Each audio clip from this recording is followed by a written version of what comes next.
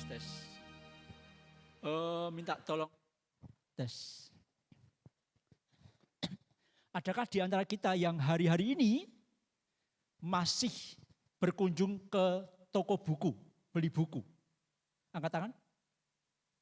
Masih, satu, si VV. Tidak ada yang lain? Oke, saya buka. Adakah di antara kita yang masih mau membaca buku dengan membeli atau membuka yang online? Jadi buku sekarang tidak harus dicetak. Ada? Hanya satu, dua, tiga, empat. Ya, sekarang sudah muncul ya. Jadi buku tidak harus tercetak untuk kita beli. Bagaimana kita memilih buku di awal sehingga kita yakin kalaupun mahal dikit ya tak beli. Nah, kira-kira apa yang saudara lakukan untuk yakin bahwa aku butuh buku ini? Aku mau beli buku ini. Mari, silakan. Apa yang menjadi dasar untuk mau membeli buku? Mari. Isinya. Kalau masih disegel, sinopsis, terima kasih. Ada lagi? Penulisnya, apa lagi? Covernya, oke. Apa lagi? Judulnya. Kalau ada buku yang gambarnya GKI Klaten, kira-kira mau beli enggak? Aku tanya bener nih. Enggak ada? Kalau ada buku yang covernya ada cover boy, ada yang mau beli? Serius ini aku? Enggak laku ya. Apa ya apik begitu ya. Ya ini buku tahbisan saya, di dalamnya ada liturgi tetapi juga ada beberapa artikel yang saya tulis ketika kuliah, tak bukukan begitu. Kalau hari ini saya menawarkan buku, ya, gambarnya anggur dari depan pastori. Ada yang mau? Covernya seperti ini nih. Kalau pengen tahu sinopsisnya ada di belakang. Kalau tahu pengen latar belakang penulisnya ada di belakang. Tetap nama saya. Ada yang mau? Gini ceritanya, kadang-kadang kalau yang buku kedua ini adalah buku yang hari ini untuk ISBN murah. Ada yang menawarkan, Pak tak cetak tulisan Anda begitu ya. Nanti keluar ISBN-nya. Mau begitu, saya coba. Jadi ini adalah kumpulan renungan harian yang diterbitkan di salah satu penerbit di Surabaya. Tak kumpulkan begitu menjadi sebuah buku. Ada yang mau? Buku yang ada covernya, ada yang mau? Saya di sini. Satu. Nanti hitung-hitungannya di luar ya. Ada 4. Siapa lagi? Mari. Ada satu lagi? Oke. Maaf ya, lain waktu. Untuk yang berkeluarga, ini saya beri judul, kalau itu adalah membangun seterut kasih karunia. Bapak Ibu saya dulu arsitek begitu agak lama. Kemudian ketika menjadi arsitek, refleksi saya adalah aku dipanggil Tuhan untuk menjadi kuli gitu ya. Seturut dengan kehendaknya, maka ada refleksi di sana. Kalau ini adalah kumpulan renungan harian yang kemudian saya bermimpi untuk menyusun buku seri membangun. Ya, seri membangun, temanya keluarga. Keluarga yang asik tetap produktif. Ada 2, siapa yang mau? Aduh, ini caranya kayak gini. Sudah berkeluarga? Oh sudah. Ya, nanti isinya terserah, ini sekali lagi hanya kumpulan tulisan yang ya ringan. Satu lagi di sini lah, siapa mau? Sudah berkeluarga? Ya yang kuning ya. Baik. Tolong diberikan. Lain waktu ya kalau saya nyetak buku banyak, kayak siapa aja begitu ya. Baik. Hari ini saya membuka dengan buku Bapak Ibu dan Saudara. Kalau membeli buku, maka biasanya lihat judulnya, betul enggak? Lihat judulnya. Kalau di cover, kalau di bungkus rapi kan enggak mungkin kita membaca isinya, enggak mungkin. Judulnya dulu. Seberapa baik judulnya, seberapa cocok sesuai dengan kebutuhan kita, begitu. Yang kedua, pengarangnya, betul ya. Pengarangnya sapa? Lah Pak Lukas paling ngono-ngono wae misalnya begitu. Ndak akan beli walaupun covernya bagus. Walaupun covernya itu saya harus foto di pengeringan tembakau waktu itu. Ya karena mau tahbisan, Pak harus dipoto itu Pak begitu. Nah tentu ringkasannya, ya ringkasan. Orang akan membeli buku walaupun belum membaca, berani membayar harga ketika ada ringkasannya. Oh buku ini sekitar ini toh begitu. Dan tentu ketika kita membeli buku, ketika kita akhirnya membaca, ketika kita akhirnya bisa menilai buku ini baik atau tidak, buku ini bermutu atau tidak, maka kita harus membaca isinya, begitu ya. Penilaian kita terhadap buku tidak cukup hanya dari covernya, betul enggak? Ya, ini sudah biasa kita dengar ya. Jangan menghakimi sebuah buku hanya ketika kita melihat covernya. Wah covernya bagus, pasti bukunya bagus. Enggak juga. Ya. Kadang-kadang covernya jelek, desainnya enggak menarik begitu ya. Tapi isinya sangat oke. Sangat bisa terjadi. Nah hari ini kenapa saya ambil konteks buku ini. Hari ini kita belajar bahwa dalam kehidupan kekristenan kita, kadang-kadang kita diperjumpakan atau gambar diri kita adalah orang-orang yang mengedepankan penampakan, tampilan luarnya. Gitu. Padahal apakah demikian Tuhan menginginkan tampilan luarnya saja? Saya yakin hari ini, sore ini kita sepakat. Kekristenan, gereja tidak hanya cukup dari penampilan luarnya saja. Sebagai orang Kristen kita didorong. Sebagai orang Kristen bahkan ya kalau saya bilang dituntut bukan hanya sekedar tampilannya tetapi dampaknya. Jangan hanya puas Bapak Ibu dan Saudara menjadi Kristen yang kalau tetangga lihat wah yang dinding gawal kitab gitu ya. Wah setiap minggu tidak pernah absen, tidak pernah izin ke gereja begitu. Hanya tampilan luarnya, tetapi pulang gereja ya podo wae. Tidak ada pembaharuan demi pembaharuan, tidak ada dampak yang dirasakan pada dirinya maupun orang lain. Nah sore hari ini temanya adalah bukan tampak melainkan dampak.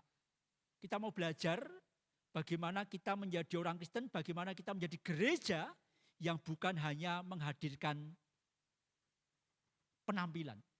Ya, hari-hari ini secara gerejawi kita diperjumpakan gambaran gereja yang kadang-kadang sedemikian megah, ya. Sedemikian menarik. Gitu. Bahkan dengan dunia media sosial, wah kadang-kadang kita tergiur. Kadang-kadang kita banding-banding ke, nah gereja itu idealnya seperti itu. Gitu. Dan kadang-kadang kita tidak bisa menilai dengan sungguh apa sih yang dikehendaki Tuhan sesungguhnya.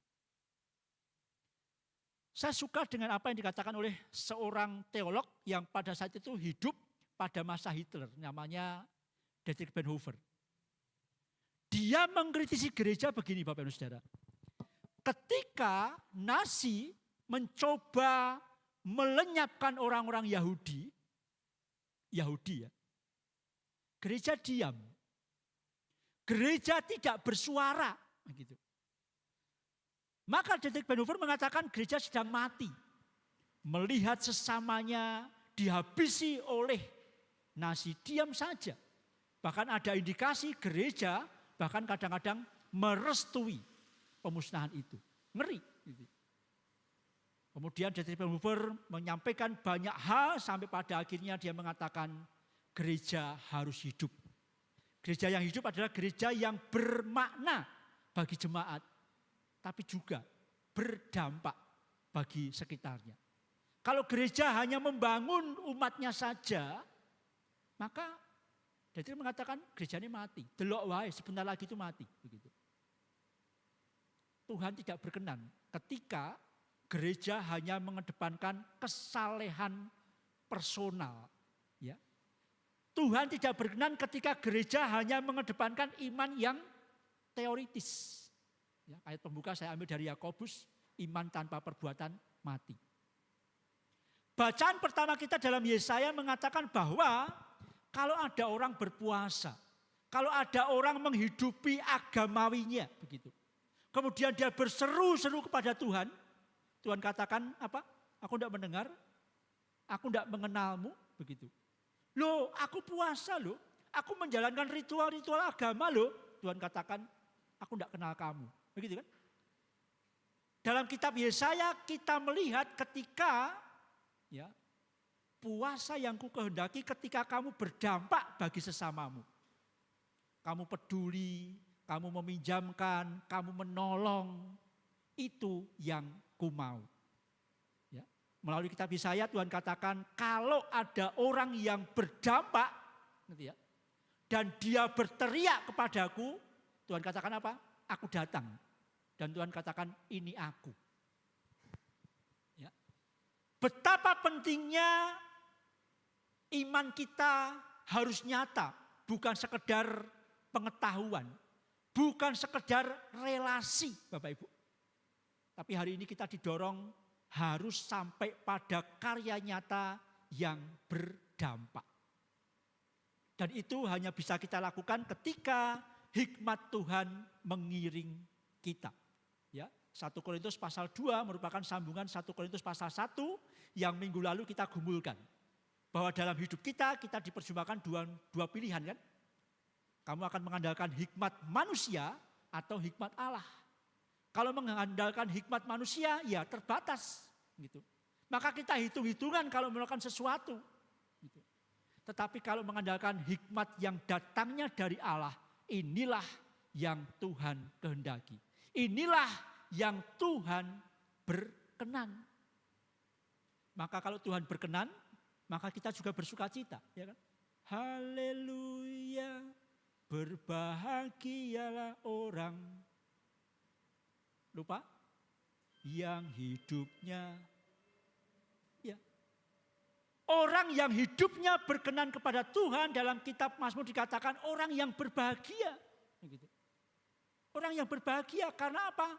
Hidupnya berkenan kepada Allah. Bapak Ibu rindu ya? Hidup kekristenan kita bukan hanya ritual. Saya yakin kita rindu bahwa hidup kita berdampak sehingga kita berkenan di hadapan Allah. Pertanyaannya, sudahkah Bapak Ibu introspeksi diri ya? Berdampak bagi keluarga, sudah? Sudahkah Bapak Ibu berdampak bagi orang-orang sekitar? Kalau hari ini aku bilang dunia gitu, seolah-olah besar kan begitu ya. Padahal kita bicara tentang dunia terkecil kita. Sudahkah hidup kekristenan kita setiap minggu absen di gereja begitu, tapi berdampakkah bagi sesama kita? Hari ini di dalam Injil Matius pasal 5 ayat 13 sampai 20 ayat yang Bapak Ibu mungkin sudah sangat hafal. Ya. Kita diingatkan bahwa kamulah garam dunia. Kamulah terang dunia. Betul ya? Ada yang belum pernah mendengar? Ya. Sering ya? Bahwa kamulah terang dunia di tengah dunia yang gelap. Bersinar, bersinar, itu kan. Sudahkah kita bersinar? Sinar itu berdampak di tengah kegelapan. Garam, nah nanti kita akan kupas. Nah yang menarik dalam pasal 5 ayat 13 sampai 20, setelah Yesus menjelaskan yang merupakan bagian dari khotbah di bukit gitu ya. Yesus nyenggol kedua orang ini. Ahli-ahli Taurat dan orang-orang Farisi.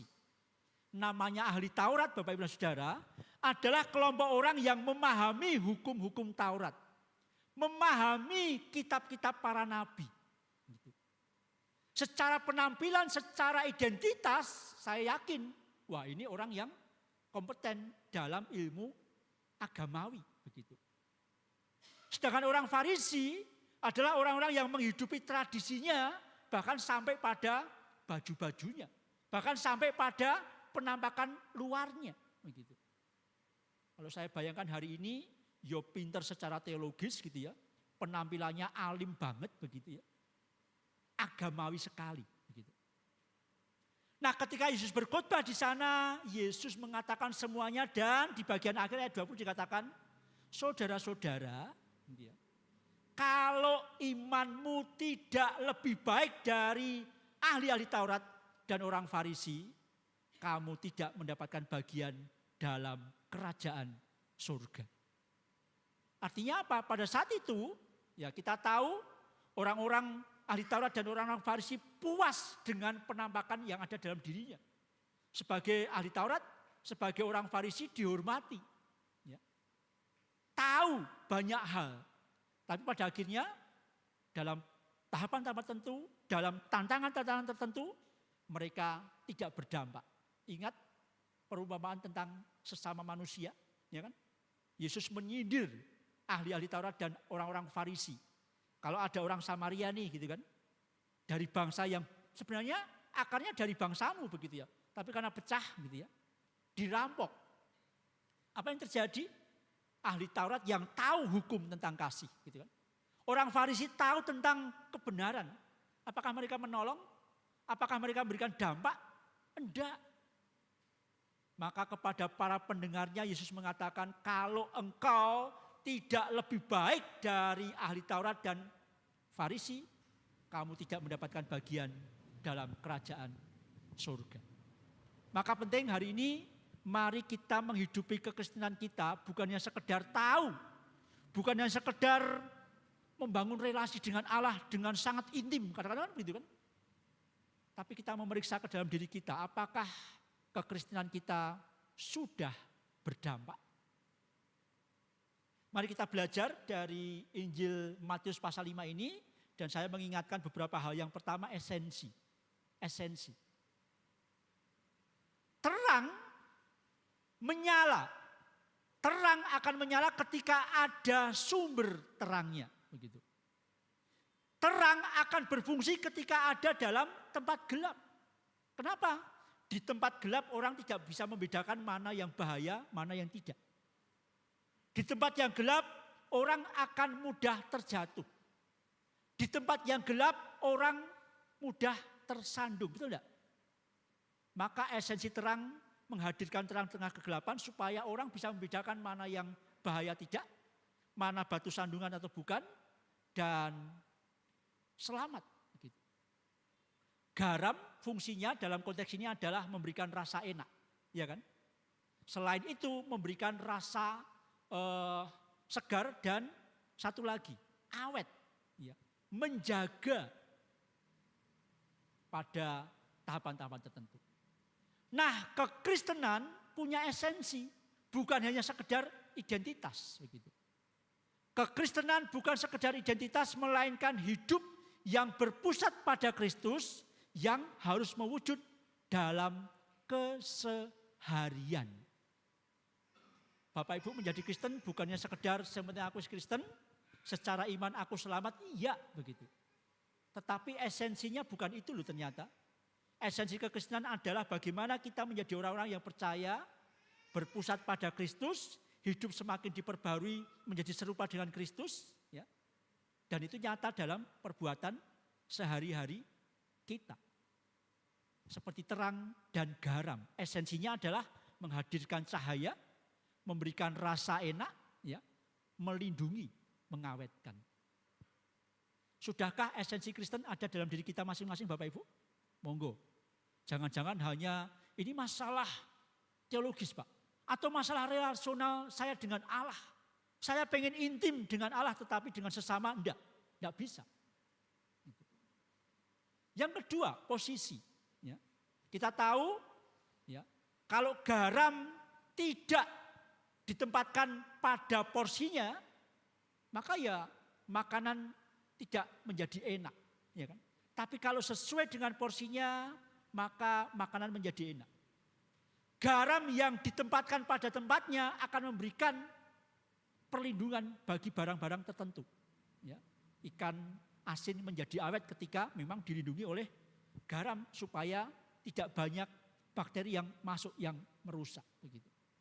Nah terkait dengan dian maka kita juga percaya Yesus mengingatkan dian itu harusnya seperti ini kan. Ditempatkan di kaki dian. Ya kan. Tidak ada orang menyalakan lilin ditaruh di bawah kemudian ditutupi ember. Apa gunanya? Begitu. Kekristenan juga berbicara tentang posisi. Ya. Menjadi terang dan garam harus nyata berdampak sesuai dengan posisi dan porsi dalam dunia ini. Terkait posisi Bapak Ibu Saudara, Tuhan menganugerahkan kita kepercayaan untuk ditaruh di mana saja. Bapak Ibu sebagai bagian dari rumah tangga, posisinya sebagai kepala rumah tangga atau ibu rumah tangga. Sudahkah kehadiran sebagai kepala rumah tangga berdampak bagi keluarga? Sudahkah kehadiran sebagai ibu rumah tangga berdampak bagi keluarga? Mari kita periksa dalam diri kita. Porsi, ya, porsi. Ini penting ya. Porsi, kalau bicara tentang garam, kadang-kadang memang tidak harus banyak, tidak harus mayoritas. Cukup. Saya punya teman di GKI Serpong, dia memberi nama akunnya garam secukupnya. Tak pikir-pikir benar ya begitu ya. Bahwa garam itu diperlukan secukupnya. Gitu. Maka kalau kita ada di Kota Klaten ini, walaupun secara angka kita minoritas, tapi cukup. Gitu. Kenapa? Cukup untuk menghadirkan terang melalui karya-karya kekristenan kita maupun karya-karya gerejawi kita. Cukup. Begitu. Tidak harus mayoritas. Karena kalau mayoritas pun tantangannya juga tidak mudah. Saya beberapa kali ke Indonesia Timur, gitu ya, di Sumba yang misalnya salah satunya. Maka karena di sana mayoritas, gereja banyak, pendeta seabrek begitu kan. Bahkan pejabat-pejabat pun kita tahu mereka adalah orang-orang yang percaya pada Kristus begitu ya. Kebanyakan, tetapi ketika esensinya tidak dihayati betul, posisinya tidak dihayati betul, maka ya tidak beda dengan dunia ini begitu ya. Ini pergumulan kita ya di Papua, di kantong-kantong kekristenan ya. KKN juga masih menjamur dan menjadi tantangan bagi gereja untuk menyuarakan bagaimana KKN ini juga mulai turun kalau bisa hilang. Tidak mudah. Yang ketiga adalah fungsi ya. Fungsi. Kalau berbicara tentang fungsi maka kita diingatkan tugas panggilan kita. Ya. Gereja hadir memiliki tugas panggilan. Orang Kristen hadir juga memiliki tugas dan panggilannya.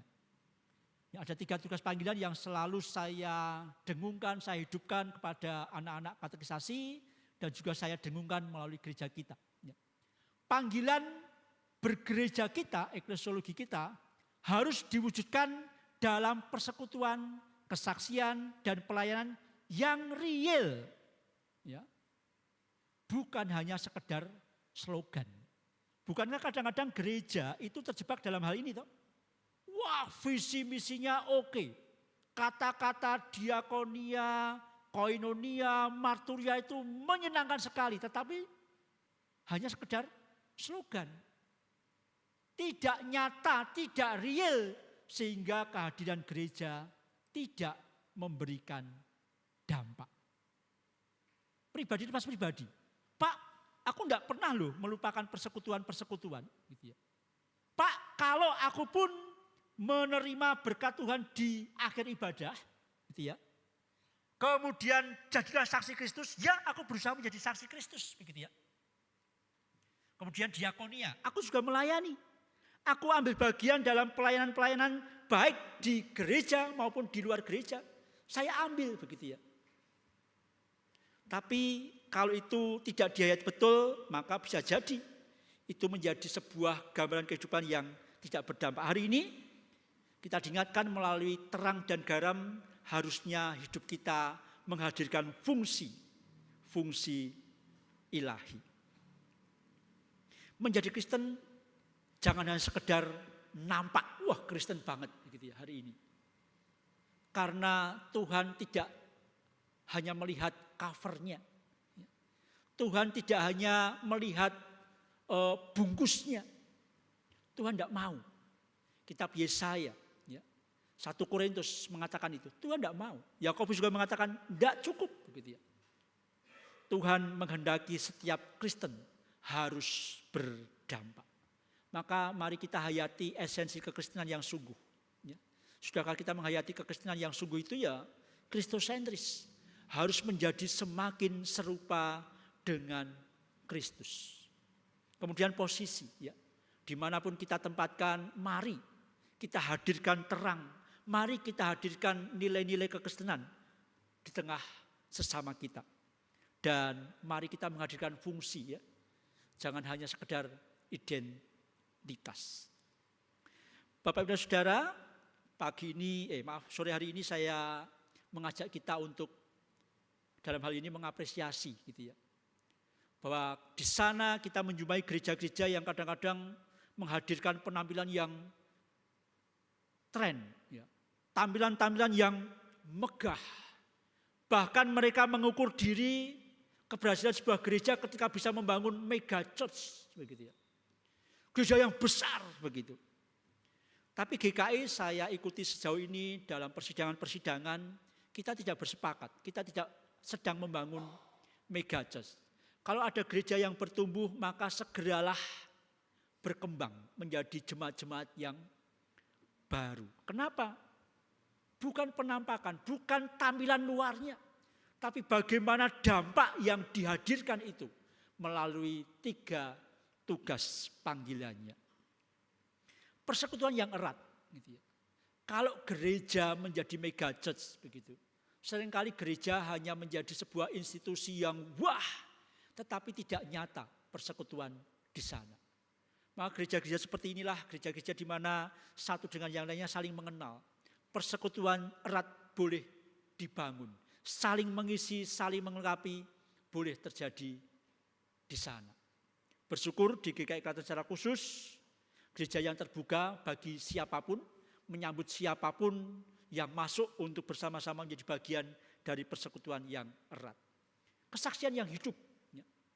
Kita diajak bukan hanya bertumbuh secara personal dalam pengetahuan, tetapi nyatakanlah pengetahuan teologismu, pengetahuan spiritualmu, dan nyatakan dalam kehidupan sehari-hari di tengah keluarga, di tengah gereja, maupun di tengah masyarakat. Dan tentu hari ini kalau kita rindu ingin menghadirkan dampak, berpelayanlah, ya, berpelayananlah begitu ya. Supaya apa? Ya dengan pelayanan maka dampak itu dirasakan oleh dunia ini.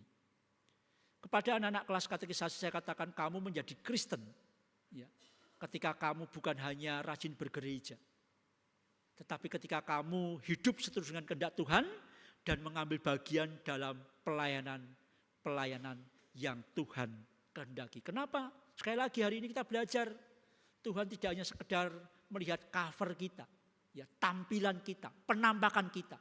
Tuhan menghendaki dampak-dampak, impact melalui kehidupan kita. Saya pernah Bapak Ibu Saudara ditanya oleh beberapa teman di Klaten. GKI itu gereja gede tapi kok tidak ada program-program yang berdampak begitu. Saya mengatakan oke lah, terima kasih untuk masukanmu begitu. Kemudian saya ingat bahwa kami bersyukur bahwa kami masih dipercaya untuk mengelola misi pendidikan salah satunya begitu ya. 777 siswa misalnya tahun ini ya, kita didik dan salah satunya adalah anakmu, saya bilang begitu. Kami memang tidak kemudian blow up, wah inilah gereja kita begitu ya. Padahal majelis ya mumet, tombok terus. Ya. Komisi laporan ya SD-nya oke sih gitu ya. Tapi KBTK-nya Pak minus misalnya begitu. YPK, Yayasan Pendidikan Kristen yang merupakan milik GKI dan GKJ juga bergulat. Ya. Tantangan tidak semakin mudah, banyak sekolah-sekolah yang harus dirawat begitu ya. Pergumulan bersama begitu. Kami tidak membutuhkan apresiasi, kami tidak membutuhkan acungan jempol, tetapi bahwa karya nyata ini berdampak. Kami berjuang untuk memperkenalkan anak-anak pada nilai-nilai kekristenan. Begitu. Sekolah Krista Gracia, Bapak Ibu Saudara, sekolah di Klaten yang masih mengedepankan nilai-nilai Kristus melalui pendidikan yang diembannya. Begitu.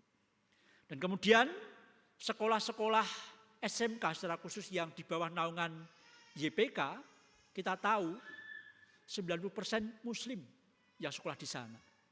Gitu. Betapa gereja kita mengambil peran untuk mendidik anak-anak, mendidik generasi kita, ya, di lingkup Klaten secara khusus, pinter, punya kapasitas. Dan melalui sekolah-sekolah Kristen kita, saya katakan, paling tidak kita menanam generasi-generasi yang tidak anti dengan perbedaan. Yang tidak anti dengan kekristenan. Karena bagaimanapun ketika mereka sekolah di sekolah Kristen, maka nilai-nilai kekristenan tetap ditanamkan walaupun tidak frontal. Seperti ketika kurikulum agama Kristen harus dihadirkan. Masih banyak program-program yang hendak kita bangun, salah satunya adalah pelayanan sosial. Semoga Tuhan menolong sehingga nanti boleh dibangun segera gitu ya. Dan kita rindu gereja kita ke depan bukan hanya penampakan yang kita bangun, ya, tetapi dampak. Karena itulah yang dikehendaki Tuhan.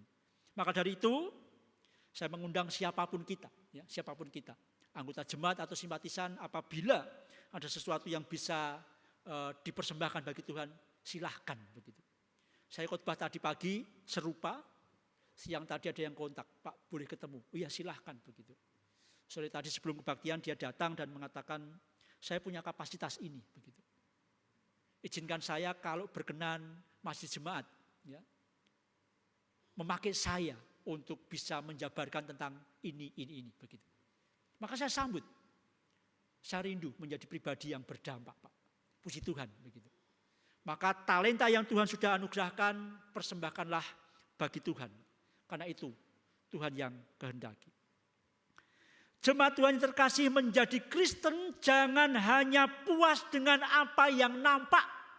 Identitas, ritual, kebiasaan bergereja, boleh silahkan. Tapi jangan puas hanya sampai di situ. Melainkan hadirkan karya dan pelayanan yang berdampak. Tuhan besok tidak menghakimi kita dari cover kita, Bapak Ibu Saudara. Tuhan menghakimi kita layak ambil bagian dalam kerajaan surga dari dampak, dari isi, dari kehidupan nyata kita di tengah dunia ini. Tuhan memberkati. Amin.